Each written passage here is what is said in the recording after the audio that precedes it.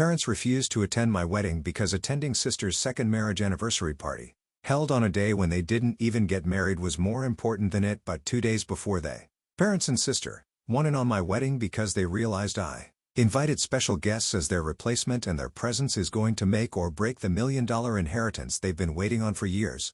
As a child, I, 25 female, was known as the quiet one, and while my older sister Sophie, 28 female, stole the spotlight, our parents, Thomas 50 male and Marjorie 50 female, made it clear from the beginning who the family favorite was. Sophie had a magnetic personality, always friendly and full of life, easily attracting everyone's attention. She had a way of brightening up any space. Our parents adored this about her, always going out of their way to make her feel like the most important person in the family. I was way more into books than hanging out at parties, and I definitely did not have the same charm that Sophie had. For a long time, I thought if I just put in more effort, I could grab their attention. I dove headfirst into my studies, snagged some awards, and gave my all in everything, hoping they would feel proud of me. But no matter what I accomplished, it never seemed to be enough. Whenever I won something, they would give me a polite smile and then immediately ask about Sophie. My wins got pretty bland reactions, while even Sophie's tiniest achievements, like joining a club or hosting a party, were treated like major events. In high school, Sophie was a social butterfly, always the star of the show. She was captain of the cheerleading team, and our parents never missed a game. Meanwhile, I was on the debate team, and I do not think they came to a single competition. They didn't see my achievements as worth celebrating because they did not involve Sophie's level of attention and popularity. Even after high school, it was the same story. When I got into a good college, they gave me a short "well done" before switching the conversation back to Sophie's latest weekend trip. I felt like my hard work did not matter to them, and I would never be seen the same way they saw her. Looking back, I see that the favoritism was not only about Sophie being the family star. It was also about the roles my parents assigned to us. They decided early on that Sophie was the special one, the one who needed all the encouragement, attention, and praise. On the other side, I was labeled as the reliable one, the one who could manage on her own without causing a scene. Whenever something went wrong, for Sophie, everyone jumped in to help. But when I faced issues, they would say, "You're strong. You'll figure it out." I think they honestly thought I did not require the same level of support because I didn't make a fuss. What they thought as strength was really just me trying to keep quiet to avoid letting them down. I figured if I stayed out of their way and handled things myself, they might eventually notice me. Instead, it just made it easier for them to overlook me completely. Now, as adults, it is even worse. Sophie has this knack for making every little milestone in her life a massive event, and my parents eat it up. She throws anniversary parties, housewarming parties, even promotion parties for minor changes at work. Each time my parents are there celebrating her like she just won the Nobel Prize. Meanwhile, when I announced my engagement, their reaction was pretty much, "Oh, that's nice." They did not ask for details or offer help with planning, and they seemed completely uninterested. It is hard not to feel bitter. I do not like Sophie as a person, but the favoritism has made it hard to see her without feeling like I'm standing in her shadow. I have spent my whole life trying to be seen as equally important, only to end up invisible. Now, with my wedding coming up, I'm starting to wonder if my family will ever value me for who I am, or if I will always just be Sophie's sister. So when I started planning my wedding, I was not exactly counting on their excitement or support. I have learned not to expect much from them, but I still hope that maybe they would realize how much it would mean to me to have them there on this day. It is my wedding, a milestone I've been looking forward to my whole life, and a chance to celebrate my love with friends and family. I had always dreamed that when this day came, my parents would be there to support me, to witness one of the most important days of my life, and to stand beside me as I took this big step. I wanted them to be proud of me, to tell me I was beautiful in my wedding dress, and to look forward to the life I was building. But I should have known better. A few months before my wedding, Sophie announced her big idea to throw a second anniversary party for herself and her husband. Now, this would not have been a big deal if she had actually scheduled it for their real anniversary or any other weekend, but instead she decided to hold it on the weekend of my wedding. Her reasoning? She said she had a vision for the party that only worked on that weekend, even though the date had nothing to do with her actual anniversary. I was stunned. It felt intentional, like she could not bear for me to have my own moment even for just one day. Hoping my parents would understand how much this hurt me, I talked to them about it. I thought they would encourage Sophie to reschedule or at least acknowledge how unfair it was. Instead, they brushed it off, almost like I was the unreasonable one for being upset. They told me they would be attending her party instead of my wedding and said something along the lines of, "It's just one day for you, but this is an important milestone for Sophie." It felt like a punch to the gut. My own parents were telling me in so many words that my wedding day meant nothing compared to Sophie's made-up anniversary celebration. It honestly felt like they did not care at all that this was meant to be the biggest day of my life. To them, it was just another day, a small bump in the ongoing story of Sophie's life, which had always been their priority. When they chose to miss my wedding, it did not just let me down, it shattered my heart. I came to understand that I would always be in Sophie's shadow, even on my special day. I had been aware of this for a long time, but witnessing it unfold on my wedding day was just too much to handle. And that is when my grandfather, Earl, 75 male, heard about what was going on. Grandpa Earl has always been my one supporter, the person who has consistently been there for me. He's older and has been very sick, so he initially told me he probably would not be able to attend my wedding. I understood. He has been in poor health, and traveling would be hard on him. But when he found out that my parents and Sophie were actually choosing her party over my wedding, he was furious. He called me up and told me he had made arrangements to attend. He wanted me to know that someone in the family would be there to support me and that he would not let me face this day without at least one family member who genuinely cared about me. Then Grandpa Earl told me something else that shocked me. He was thinking about changing his will. Apparently, my grandfather is a millionaire, and my parents and Sophie have been counting on that inheritance for years. They've always assumed that they would inherit a big portion of his wealth, given their close relationship with him. But my grandfather told me that this latest situation was the last straw. He said he could not bear the thought of leaving his legacy to people who could not even be bothered to attend their own daughter's wedding, a day that should be about love and family. Grandpa Earl told me that if my parents and Sophie could not show up for me on my wedding day, they did not deserve his inheritance. This was a shocking revelation, but it also felt like validation. For once in my life, someone in my family was acknowledging how unfairly I had been treated. For years, I had felt overlooked like an outsider in my own family, and now my grandfather was standing up for me in a way I never expected. Soon after, word must have reached my parents and Sophie because out of nowhere, they had a sudden change of heart. After months of barely acknowledging my wedding, they were suddenly reaching out, saying they wanted to come. My parents, Thomas and Marjorie, started calling and texting, claiming they had a change of perspective and now wanted to be there for me. They spoke about family unity and said it was important for all of us to be together on my big day. Sophie had not even sent in an RSVP, texted me out of the blue, saying she could not wait to celebrate my wedding. It did not take long to figure out the reason behind their sudden change. It was all about my grandfather's inheritance. They did not want to miss out on their share, and they were scrambling to save face in front of him. My wedding day was not something they cared about. It was simply a means to keep Grandpa Earl happy so they would not lose their inheritance. I felt disgusted and heartbroken that they would only show up if it served their financial interests. They were not coming to support me, their daughter and sister. They were coming to ensure they stayed in the will. I felt torn. I have spent my entire life wanting my parents' love and approval, and a small part of me was tempted to let them come. But then I thought about what that would mean. My wedding day was supposed to be about love, commitment, and family, not about pleasing people who were only there for money. I did not want to look out on my wedding day and see people who were faking their support for their own gain, so I made a hard choice. I told them not to bother coming. I said if they could not prioritize me and my wedding for real, then they should not be there at all. My wedding was going to be about people who loved and cared about me, not people who were only interested in money. My parents and Sophie reacted predictably. They were furious. They accused me of being heartless, selfish, and disrespectful. They said I was tearing the family apart and that I would regret this decision forever.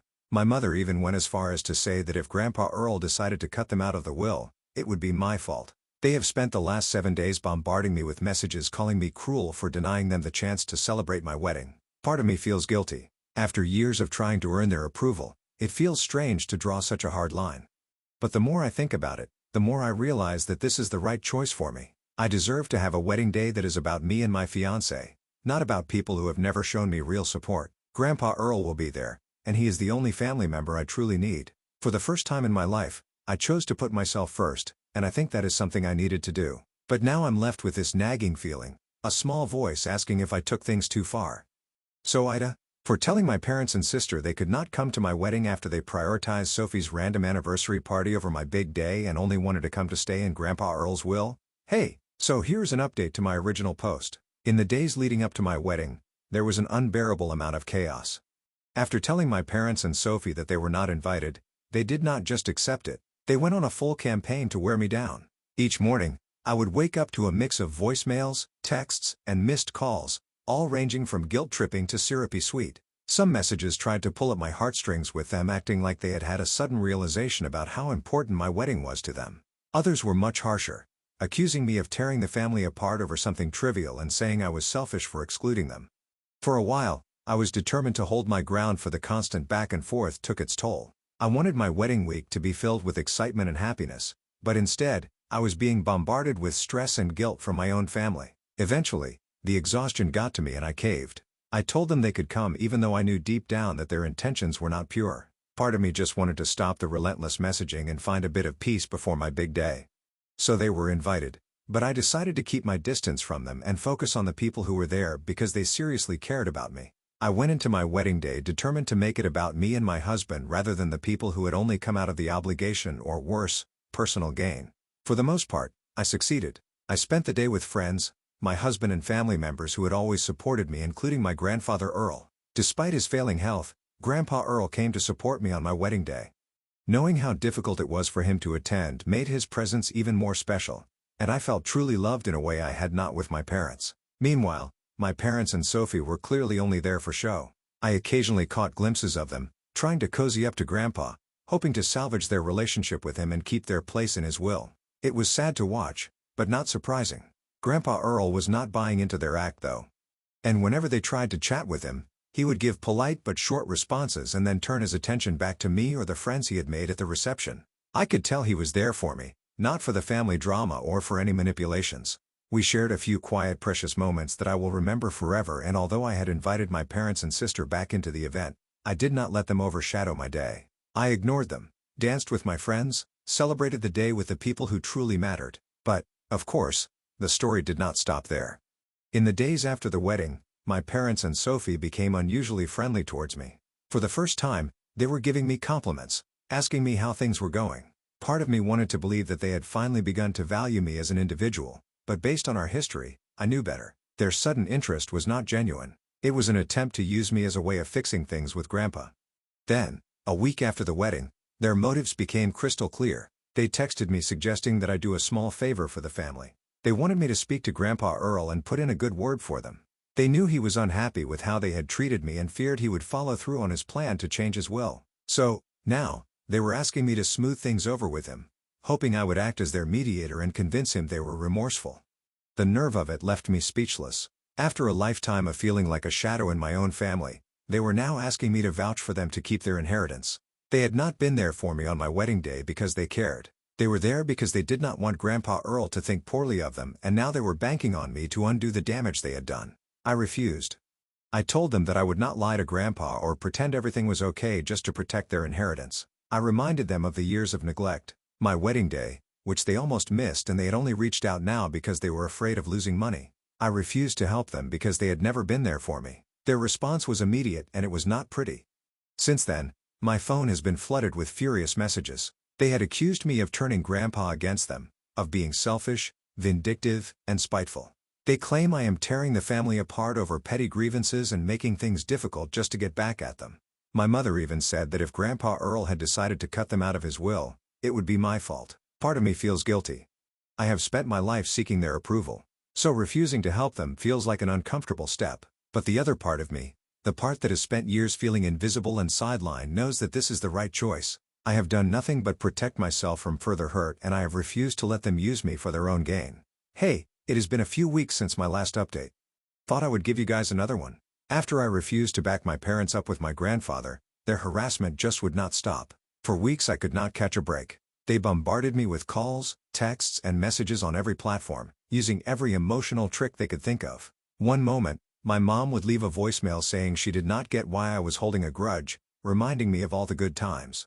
Then my sister would fire off her god-awful text, blaming me for turning Rampart Earl against them and ripping the family apart. Each message felt like a weight dragging me down with all the neglect and manipulation I had dealt with growing up. I really wanted to enjoy my new life and the joy of being married, but it seemed like my family was hell-bent on pulling me back into their drama. At some point, I just knew I had to put a stop to it all. I was over the constant drama and guilt trips that had been my life for way too long.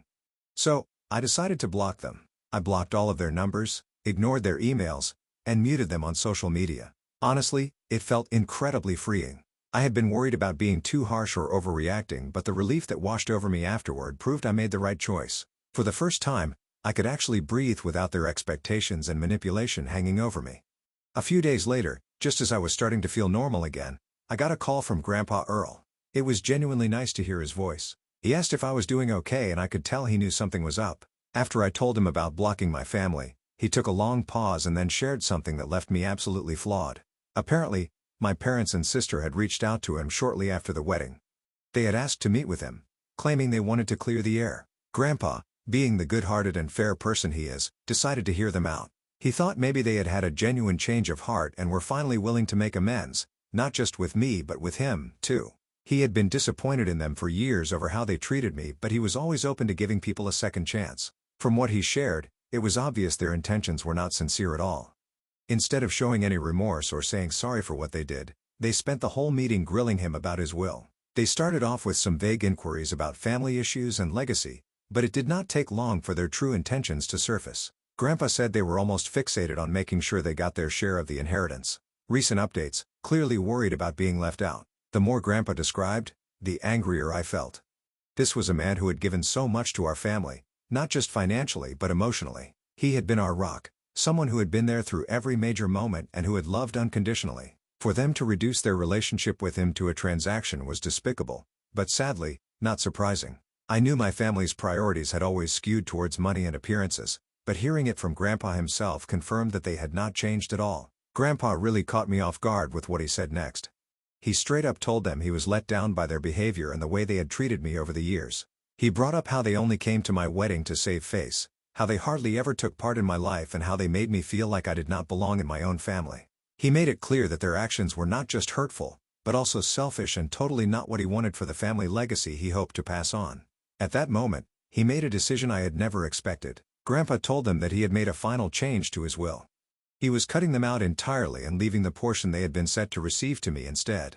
He said he could not, in good conscience, pass down his hard-earned money to people who had no respect for family or basic decency. He wanted his legacy to go to someone who valued him as a person, not just as a source of wealth. Hearing him say that left me stunned. I had spent so long feeling overlooked and disregarded, always wondering if I had ever truly mattered in my family.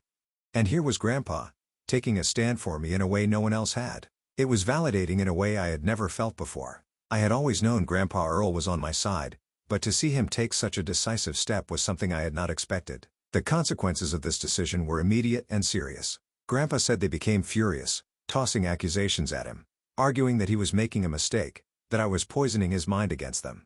They even had the nerve to accuse me of destroying the family. But Grandpa, as calm as ever, told them that if they could not respect their own family, they did not deserve his financial or any additional support. He then asked them to leave, making it clear that he did not want them to contact him again. Ever since that moment, everything has been weirdly calm. For ages, I convinced myself that I might be overreacting, that maybe I was the one stirring up trouble just by standing up for what I believed in. But now, I have come to realize the truth. All I ever wanted was the basics: respect, kindness and support from my family. Since they could not provide that, Grandpa stepped in to back me up. Cutting them off has turned out to be one of the best choices I have made. Hello, everyone. It has been a few weeks since my last update and things have certainly taken an unexpected turn. This one will be a short update. After Grandpa Earl decided to remove my parents and sister from his will, things seemed to calm down for a moment. But, as you might expect, my family was not about to give up so easily. They have now taken things to the next level, contacting a lawyer and suing me for allegedly manipulating Grandpa into making the changes. Now, I do not understand anything about legal court suing stuff, but I do not think this is a solid ground to sue someone over. I mean, how does that even make sense? When I first got the letter from their lawyer, I honestly thought it was a joke. My parents and Sophie were accusing me of somehow twisting Grandpa's arm and influencing him to change his will in my favor. According to their claims, I had used emotional pressure to manipulate Grandpa into cutting them out. It is honestly beyond absurd. They are blaming me for something they were entirely responsible for, treating Grandpa and me like trash for years, and now they're trying to turn the tables and paint me as the villain. I did not know whether to be angry or laugh at how ridiculous this was, but Grandpa, he found the whole situation hilarious. When I told him about the lawsuit, I could hear him chuckling on the other end of the phone. Grandpa was not upset in the least. If anything, he found it almost amusing that my parents and sister thought they had a case. He told me they were grasping at straws and that their claim was laughable. He also made it clear that he is completely on my side. Grandpa, who has always been the level-headed and fair one in the family, was furious that they were taking things this far. He told me not to worry because they had no solid case. He assured me that their accusations were flimsy. And even though they had hired a lawyer, there was no way they would win. Grandpa was confident that the courts would see through their manipulation. He even told me to hire my own lawyer to protect myself, just in case, and promised I would not have to pay for any of the legal fees. He was ready to fight back if they took this to court. Honestly, hearing him laugh about it gave me a sense of relief. Grandpa has always had my back, and knowing that he was ready to stand by me in this crazy situation made me feel so much stronger. He has been through enough in his life to know when people are just trying to manipulate others for their own gain. And he was not about to let my parents and sister get away with it. At this point, I am not even sure what they are hoping to accomplish. They have made their intentions clear over and over again. They care more about money than they do about family. The fact that they're willing to go this far just to try to manipulate Grandpa into reversing his decision shows me that they have not changed at all. But with Grandpa's support, I feel like I have a solid defense. And I am confident they will lose in the end. Still, I'm preparing myself just in case things get more complicated. I will keep you all posted if anything more significant happens. But for now, it feels like this is just one more desperate attempt for my family to hold on to something they never truly earned. Hey guys, it has been about 6 months since I last posted. This seems to be the perfect time to give an update. My family's lawsuit, they had no case and they lost. It was exactly as Grandpa predicted. They hired a lawyer, but the guy could tell from the start that they did not have a strong case. He knew their case was shaky, and honestly, he probably thought they were clueless. So instead of advising them to back off, he took them for a ride. They ended up paying him a lot of money, thinking they were going to win, but in the end, they lost just like Grandpa said they would. You would think that would wrap things up, right? Nope, not with my family. After they lost the lawsuit, they came back to me and Grandpa totally embarrassed.